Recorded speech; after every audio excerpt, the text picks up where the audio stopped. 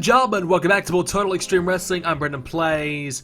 We are coming off the Bound for Glory pay-per-view. We had one more show since then, and we'll have a quick little recap of the last couple of shows that we had. So we had Bound for Glory 94 rated show, one of our best shows that we've ever produced, including Muhammad Hassan winning the TNA World Championship. We then followed up with an 88 rated show as well. Jeff Jarrett beating Lashley. Goldberg coming in for his Impact debut, laying out Jeff Jarrett. Plenty of new stuff this week. It's going to be an interesting episode. We got a lot of new things to kind of show you and a few of the new directions we're going. So, first of all, we'll read the mail this week. We didn't get Kid Cash. Our bid to get him was unsuccessful. He's going to stay with WWE. Brock Lesnar has decided he's going to take an MMA fight, so he's now going into camp for 2 months, so very similar to Lashley. It'd be cool if they were actually fighting each other. We'll never know, but so that's happening. So we still can't get Lesnar anyway, so it's not going to directly affect us, but I just thought I'd mention it.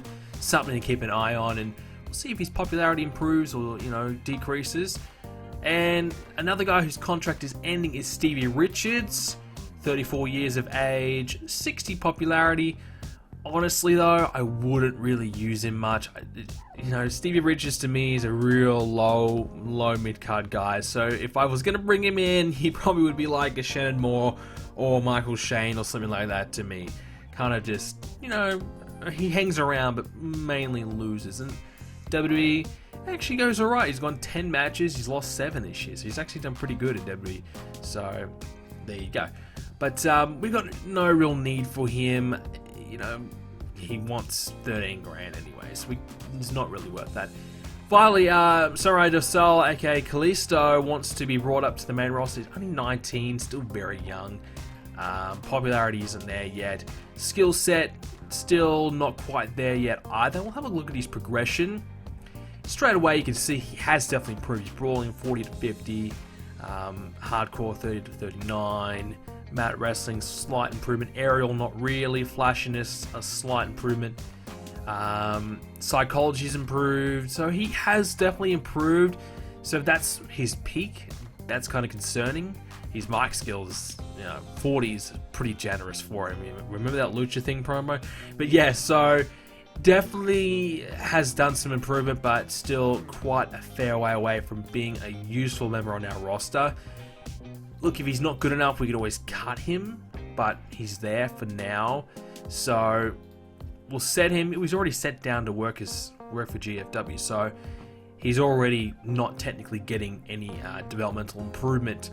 But over time, he should slightly improve. But we're leaving him there for now. We've got no room for him. We've already signed a couple of new names, as you guys will know. So this is what we've done. Cesaro, aka Claudio, he's now in. We're going to call him Cesaro because that's what I know him as, and I like the name Cesaro more than his other one. So Cesaro is in.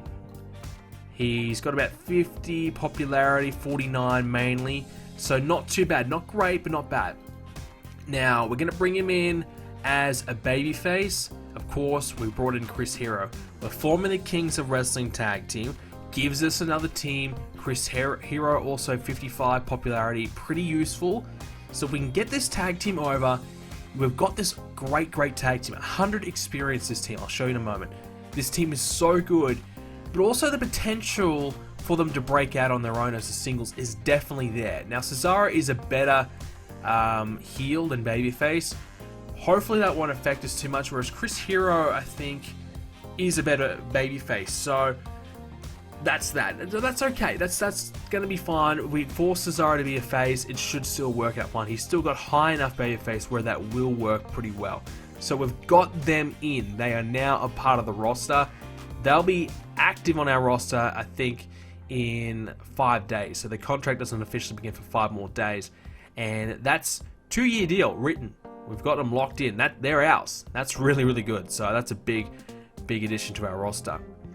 As well as that, we also were just taking a look at our alliances and what we could do there and who we could bring in. So I decided to bring in someone that a lot of you guys want to see is Prince Devitt, aka Finn Balor. So we brought in Prince Devitt on a loan. We've got him for 5 appearances.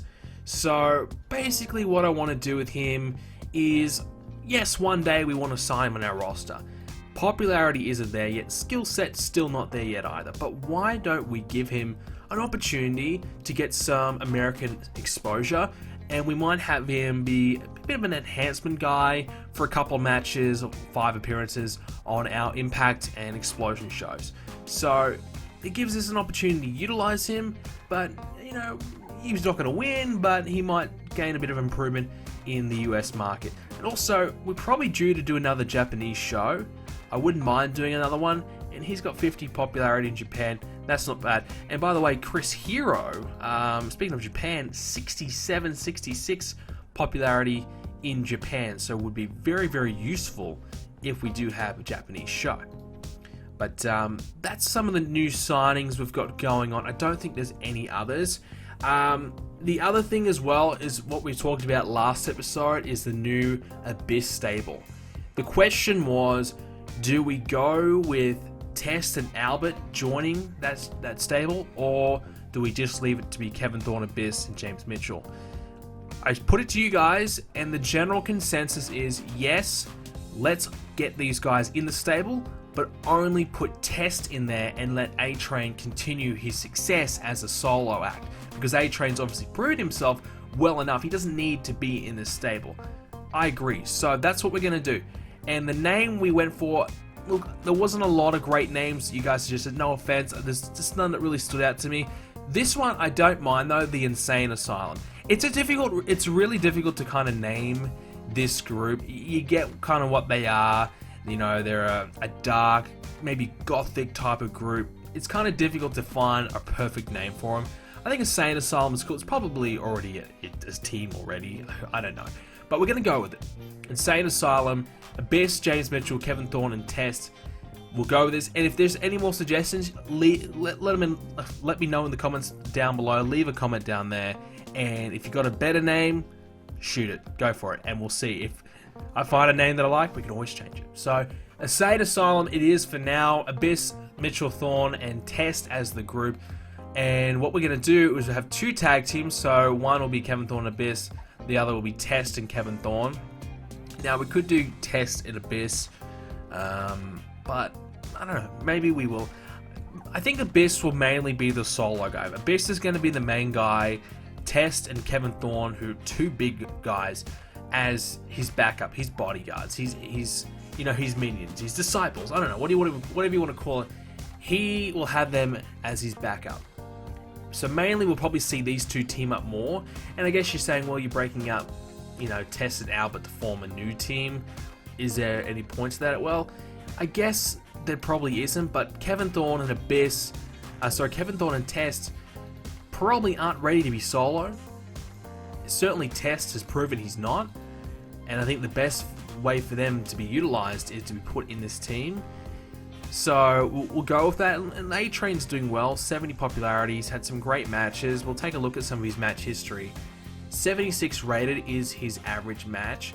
Now, is that all in TNA? I want to quick look. No, it's not. So, in TNA, 77. You see 16 wins, 15 losses, so he hasn't been that successful. He's been 50-50. His best match, 92. So, he's proven himself, definitely proven himself that he's a good worker. And he can be very, very useful. And I guess we'll compare with Test, who... we'll check for TNA. 70 is his average match, his best being only 81. So quite clearly there's a big difference there. Test not ready to be in that prominent position, fighting some of our best names in the most crucial matches of the card. We need these main event matches to get the best results, the best ratings. That's what overall will determine if we have a successful show or not. So it won't matter as much if Test is in a tag team in the middle of the card. It'll give a slight little rating, you know, result, but not really.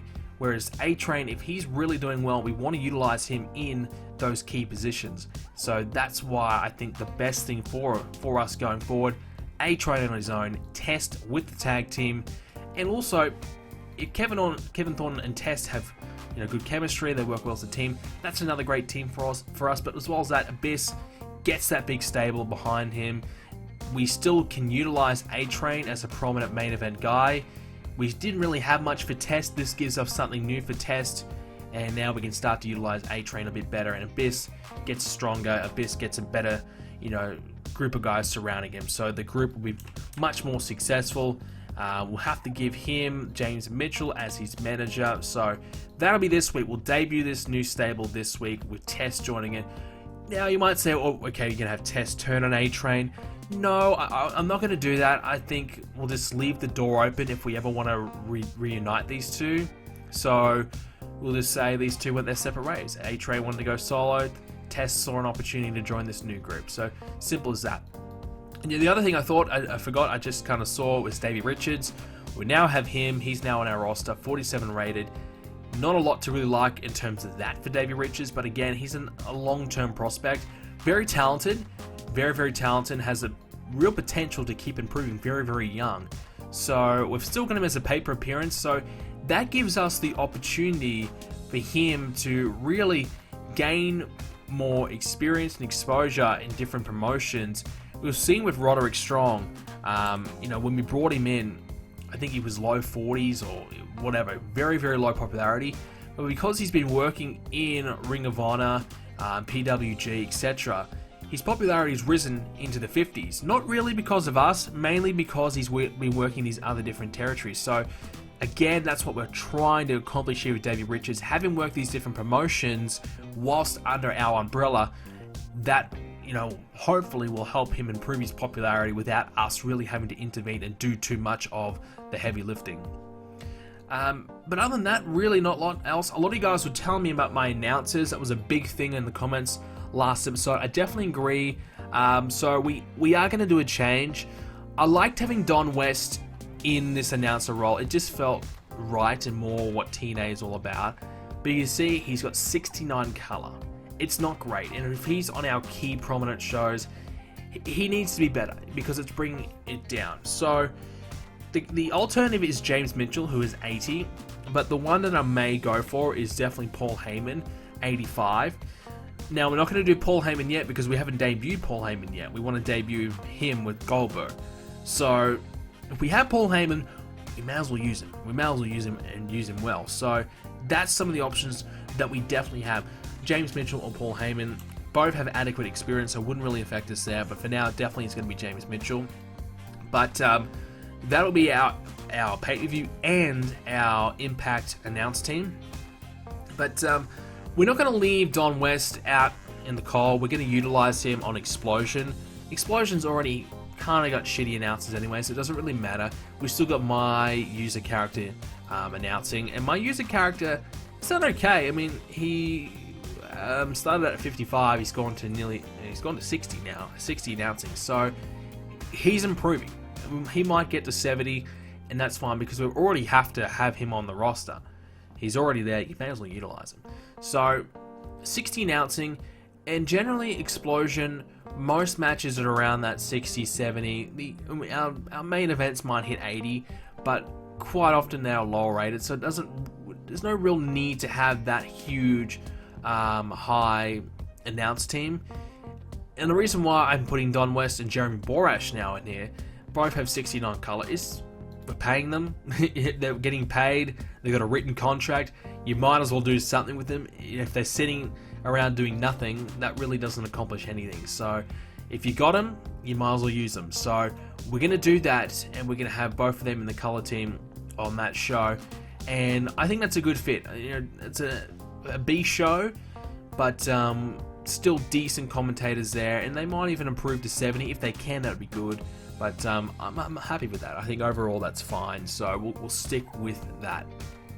But I think that's pretty much all we've got to show you guys. Couple new storylines as well. Matt Morgan and Rhino, we're going to start a new Global Championship storyline, so we'll go with Rhino there. I don't think I want Rhino to win the championship though. Maybe down the line. I think Rhino as a Global Champion would be good for him. He hasn't had that many wins as of late. He's kind of been in a little bit limbo. So I think this is a good feud for Rhino to give him a prominent role and a good, important match for him to do. And obviously as well, now we have the Kings of Wrestling. We're going to put them in a rivalry straight off the bat against Roderick Strong and Austin Aries. So that's a good pretty similar match teams in a heel versus face environment, so we can utilize that. And that's pretty much all we have to cover, and we'll get into Explosion. Now, some of you guys have been pointing out the fact that I kind of book Explosion and then I book Impact as it's, you know, as if Explosion was aired before Impact. I know I kind of do that, and it's technically not. You know, Explosion airs afterwards, so I kind of need to start doing that a little bit more. I kind of forget, and I have to sort that out. An issue with Melina, she's got a lot of heat for boasting about how much money she's making. Give her a stern warning. Just say, you know, cool it down. And our referee, well, that's good. He did something not good. So, there you go. But we'll get into Explosion, and we'll show you the results. Okay, so for this week's Explosion, on our pre-show, we did Marufuji versus Kevin Thorne. Marufuji 75, Kevin Thorne 53. Not great from Thorne, but we gave him a win just to kind of also see where he's at and give him a good opponent to see what kind of result we can get out of Kevin Thorne. Jeremy Borash wants his gimmick change. That's fine. Above average is good. And we also need to assign Kevin Thorne a gimmick. For whatever reason, it didn't work. I swear that I set one, I saved it, but apparently it didn't save, so a new one, and obviously he's too soon after his last one, rated awful, so not great. Not a great start to Kevin Thorne's career, but I blame the game. It just didn't save. Started the show off with Rhino and Matt Morgan. Rhino's in the ring challenging Matt Morgan to a match. Matt Morgan comes down and denies the challenge, so he says, you know what? You have not done enough to deserve an opportunity against me. You don't deserve a title shot. Rhino's not happy about that at all. 80 rated, so good start to that storyline. Followed up with Prince Devitt and Davey Richards. Not a bad match at all. Davey Richards, 70 rated in-ring performance. Pretty good. That is pretty good. 70 rated he got, even though his popularity is around the late 40s. That's quite good. Prince Devitt, 56, so you can see there he's not quite there at the moment. This is why we haven't brought him in yet. We haven't signed him because he's just not quite there yet. But first match for him. We'll give him a few more later on and we'll see how else he goes. Rebecca Knox had a promo hyping up her match against Beth Phoenix. Not a great promo. She does have good mic skills. I think it's around in the mid-70s. So I'm a little surprised why this wasn't that great. Maybe the lack of popularity is kind of hurting them there. Followed up with Rebecca Knox and Alyssa Flash teaming up to take on Beth Phoenix and Jazz. And it was a 60 rated match. Beth Phoenix and Jazz have zero chemistry as partners. That's not good. Alyssa Flash, 59. Rebecca Knox, 63. Jazz, 34. Wow. Beth Phoenix, 47. So I guess they did have zero chemistry. That really brought the performances down, but still not good. But we did give Beth Phoenix and Jazz the victory, so they actually got the win there. And upset that Jazz almost injured her with a botch move, so Jazz is botching now. That's not good. Roddy Piper came out to announce that there is a new tag team coming. They are, of course, the Kings of Wrestling. I did forget to kind of write something here. I had to do a custom angle. I couldn't be bothered writing it, but 89 rated. So the Kings of Wrestling are coming. Roddy Piper, the president of TNA, announcing that one. Main event, Rhino versus Petey Williams. Rhino got the victory, I guess, to kind of prove that, hey, yes, I do deserve a title shot. Shed and Moore came out halfway through the match to distract Petey Williams, continuing their little feud that just started. Rhino 72, Petey Williams 64, and a 15-minute matchup afterwards. Matt Morgan attacked Rhino, beating him down. So Rhino wants a title shot. Well, here's Matt Morgan trying to make sure that Rhino doesn't get one. So maybe a bit of fear from Matt Morgan, you know, trying to attack Rhino because maybe he needs to get the upper hand. Maybe he doesn't believe that he can beat Rhino fair and square. But overall 73 rated for Explosion, and we've got a couple of new storylines underway there, so happy about that one. And we'll book our Impact show and we'll show the results. Okay, so this week on our Impact show, Sarita and Beth Phoenix went one-on-one. 66 rated match, and look, Sarita actually had the better performance, 63. So that to me kind of suggests that maybe we should start looking at Sarita as a strong, viable option for our Knockouts division. I mean, honestly, we've got so many that we need to work on. It's a real It's going to take a long time. We said this originally when we started the Knockouts division. It was going to take a long time. It certainly is. We've got a few names, but we've still got so many more women we have to get going. Shannon Moore went one-on-one with Prince Devitt. 42 rated from Devitt this time. Shannon Moore 62. Devitt not suited to his gimmick, which is hurting his performances. But his gimmick is actually rated very good, so I didn't want to touch that because of that good rating. And Shannon Moore got the easy victory. Started the show off with Abyss, Sting, Test, and Kevin Thorne.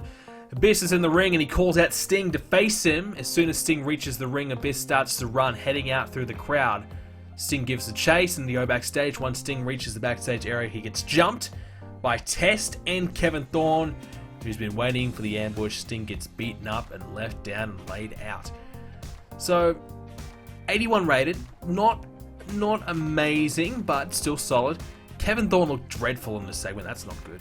But Abyss apparently was fantastic. Now, the issue that we've kind of got going on here with this storyline, where is Sting's help? He's got Test, Kevin Thorne, and now Abyss. Sting needs some help.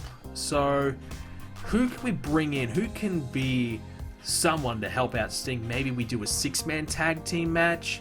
Maybe not the next pay-per-view, but the one after. Sting tries to find some help to help him out. So, that's maybe where we might go with this storyline, and maybe we can bring in some, some decent names to help Sting out. Following up, we had Matt Morgan and Lashley one-on-one. Matt Morgan 78, Lashley 70, overall 73 rated match. Lacked the psychology.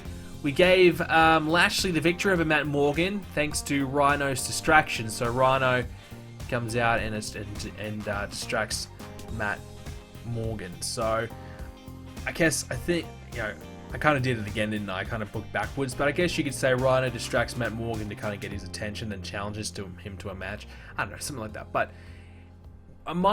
maybe I should do Impact and then book Explosion afterwards. I think it might make more sense. So we might change how that works. But generally, you can't do that. You always have to book the minor show. But whatever. But anyways, moving on. Melina, 91 rated promo against Gail Kim. Her promos continue to be fantastic. A big reason why their storylines do so well and why she has so much popularity.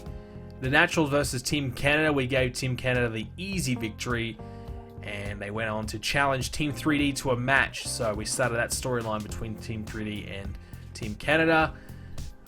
We don't know if they accepted it or not.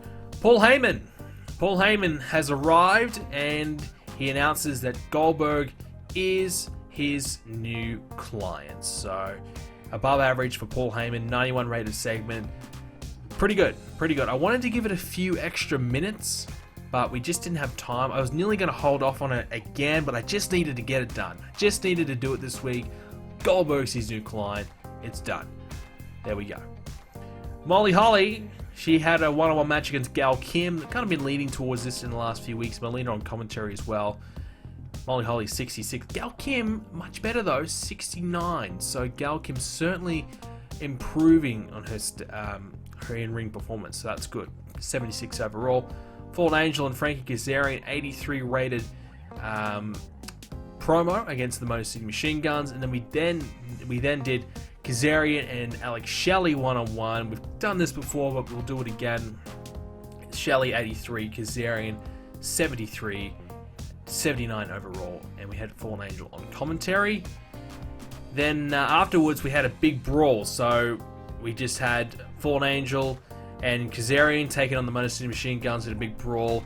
Brought out a few names that haven't been used that much lately, in Jay Lethal, Monty Brown, Sanjay Dutt, and Matt Sydal. We brought them out to break things up, to get in the way, to try and stop this brawl from taking place. 79 rated was the segment, so not too bad. So not incredible. I mean, a lot of you guys are saying, hey, 80's pretty good. You got to be happy with 80. You got to be happy with B plus. I definitely am, but this is one of our more key signature storylines. We wanted to try and be around that 90 mark if we can, but that's fine. Happy with that. And apparently we have a turn waiting. What are we looking? We've got a gimmick change for Sanjay Dutt. We must have did that a long time ago. So I've not looked at Sanjay Dutt for a while, and the gimmick change rated awful. So whatever I decided to do was a terrible idea. I should not have done that. Here's a match for you. Here's our main event. Wow. Okay. So we kind of just threw this match together. 95 rated. We just kind of threw this match together because we wanted Christian to get a victory and kind of prepare himself for Muhammad Hassan in the rematch. We wanted Christian to get a strong win, to look good, and obviously Jeff Hardy wanted to get him another win. But we also wanted to test out A-Train in a main event role, and I tell you what, he delivered. Let's have a look. Christian 94, Jeff Hardy 85, Jeff Jarrett 93, A-Train 86. A-Train belongs, absolutely belongs in the main event. He is incredible. Now, it's not ideal that we gave Jeff Jarrett another loss because we want to have Jeff Jarrett look good for Goldberg, and we might try and redeem Jarrett next week. But yes, so we gave Christian and Jeff Hardy the win just to kind of make those two look good heading into, well, I don't think we have a feud at the moment for Jeff Hardy, but just to make Christian look good for Hassan anyways. And afterwards we had Muhammad Hassan come out and attack Christian. We put him through a table. So 94 rated there. I figured we may as well do something between these two, and it worked well. Both had a great performance. 94 rated, and that will close the show out. 91 rated show. So even though we had a poor start, the incredible main event and the strong angle to finish really lifted the show up and carried it to 91. So you cannot be disappointed with that. Very, very happy about that one. So that's fantastic. Honestly, that's really, really good. So that's a good way to kind of get ready for our next pay-per-view. And we covered majority of our storylines this week. Maybe a couple that missed out. I think Styles and Joe missed out. We don't have anything at the moment for Jeff Hardy, for example, or Scott Steiner. But it's, you know, sometimes you need to have some guys just not on TV or in a storyline, and just give some time for a few other guys to get that that opportunity. And I guess Jeff Hardy is kind of having that at the moment. Andy Douglas wants better booking. Well, he might want to put on some better matches if you want better booking. 4.69 rating, so another strong TV rating. I'm not sure, is that our best? What did we get last time? We had 4.69 as well, so the same rating. And we actually lost 4,000 viewers, so if you want to be real specific. But same rating, but that's fine, that's okay. But overall, pretty good show. You have to be pretty happy with that one. And again, really positive for A-Train to be in this good role that we've got him going on here. Davey Richards, he bumped up a little bit with his victory, so that's good news as well. I don't think Prince Devitt really improved. Let's have a look. No, not really. He did have a pre-show match, the second one, which doesn't really do anything, you know, to be honest, just whatever. But have a look if Jeff Hardy improved Jeff Jarrett from that big main event. Not quite. Paul Heyman with his debut, same. But yeah, Melina. Now this is one. Melina improved with her really good promo. I think she was 64. She's now 65, and a couple of markets 67. Now that is really, really good. That's fantastic. So that's really positive news there. And I guess that may be where we start to improve on our knockouts, is through segments. And the matches are good, but they're not quite getting the overness, the popularity there. You know, Beth Phoenix improving, yes, definitely. But I think we definitely might have to address perhaps promos and segments as the way to get them through, because it worked there for Melina. Gal Kim still going well. So maybe that's where we go from now. We look at that as our key to that success. Test and Kevin Thorne, no change. Sting, no real change either. And Abyss, I doubt it as well. So that's kind of our prominent things. Next episode, we'll have Cesaro and Chris Hero. So we'll debut them, and that should be pretty exciting. So another new team, and I think they'll be very successful, because if you look at their experience, it's 100. So they're former CZW Tag Champs and King of Trios. So that's excellent. And no, I don't think they're a good fit for Sting, but you know, to have a new team. Although, thinking about it, it's not a bad idea to utilize some of our lower end guys and put them with a main event star like a Sting or Abyss, because we got kind of Kevin Thorne and Test being put in with Abyss. He's kind of elevating them. If you did have Sting elevate Cesaro and Chris Hero, not a bad idea. It probably wouldn't work or get the best result that we're looking for, but you'd certainly put them in a good position, and you would elevate them just by association. So, something to think about, but definitely not the worst idea in the world. We might check in, but while we have a few extra minutes here, check in with our developmental, or you guys want me to always keep you guys up to date with that. So what's kind of been going on there. In terms of champions, it's still Mark Jindrak as the champ, Nakamura as the next gen, and Omega and Hernandez. Recent matches. So Gail Kim, she will beat Ali to defend her Impact Knockouts Championship. Suicide beating Matt Jackson. So Heavy Duty beating Reigns and Okada, so they actually won the championships there, the tag titles. The big one, the event, IFW Retaliation, I think that should be GFW. I think I haven't changed that, or after the name change, I haven't gone in and changed all the event names yet. I need to do that. Matt Morgan beat Cody Rhodes. Nakamura beat Kevin Thorne. Testmarker beat Eve Torres. Rhino Rally defeated Nick Jackson. That was September. So that was quite a while ago. So yeah, our developmental is actually currently on hiatus. I think it's on that 1 month break. So I kind of forgot about that. But that will be returning next week. So our developmental will be back in action. So we'll check in to see what happens there. And with WWE, I think they had a pay-per-view recently. That was just No Mercy. So nothing that recent. But their shows looked 86 for SmackDown, 91 for Raw. They're in the 80s and in the 90s. We're definitely competing. We definitely are on par with them, and we are doing good enough to kind of be decent competition for them, which is really positive for us. And I want to try and do that. I think whilst I'm thinking about it, I think we might change what time we show Explosion, because I guess I've now become more aware of what I've actually been doing. I've kind of been booking backwards, so we might change the day that Explosion is on. Now we can't have it booked after Impact. It has to be booked before Impact. So what we can do is we can just have held on Wednesday, shown on Wednesday. So then we kind of advance a couple days per episode. So Explosion, I guess, again would be tonight. So we could do a double episode of Explosion. So we might actually go ahead and do that now. So why not? A double episode of Explosion. We'll change the day of it, and I guess we can also cover a couple different things this week as well, a couple of different storylines. I think the R-Truth one we missed out. So we'll change it, so we'll have Impact, then we'll have Explosion, so it won't be backwards and won't be, me being stupid all the time. So we'll do that. So we'll quickly book this one, we'll show the results, and we'll finish things off. Okay, so just quickly, we had Samoa Joe and AJ Styles. Wow, they opened things up. They had a back and forth microphone exchange. 98 rated, so good segment there between those two. Continuing that storyline, we did miss that this week, so we'll cover that one.